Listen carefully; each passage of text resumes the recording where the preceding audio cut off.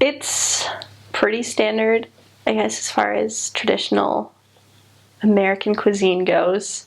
You do, if you are serving Spanish speaking, or you have members in your ward that have like different cultural backgrounds, a lot of times you'll get some different diverse foods. There are some stories that I've heard of some not very edible food being served, like roadkill.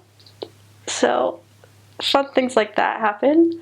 For the most part, it's fairly standard American food, though there is not a lot of greens involved. Most people, even members, don't cook a whole lot with vegetables. And so it was very interesting. A lot of people are like, oh, what do you want for dinner? We're like, salad. And they're like, I think the elders would disagree with you. We're like, we don't care. We want salad. That was our request all the time. And people would laugh at us, but we didn't get vegetables a whole lot.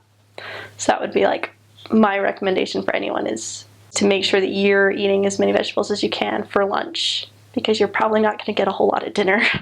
One of the biggest ones is Braum's. It's out of Oklahoma, and it's really good.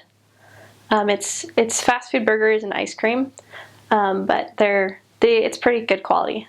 And then another really big one that's kind of a bigger chain as well is Freddy's, and that one actually started in I think Wichita. And so that one's notable also for, I think they do steak burgers and their custards, and their fries are really unique because they're more salt than fry because they're so small. They're about the fourth the size of a normal fry, and you get a whole bunch of them, and so it's very different, but kind of fun too.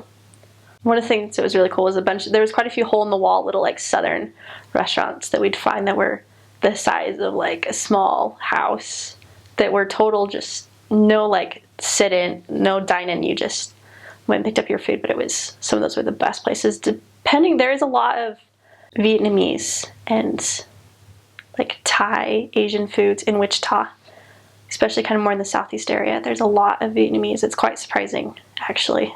So that was a really common thing. There's a lot of diversity as far as restaurants go in Wichita, particularly because it's one of the best places to try out a restaurant to see if it'll do well. And so you get a lot of diversity there. Other areas, especially when you get into small towns, sometimes you're lucky to get more than like 3 or 4 different restaurants in it.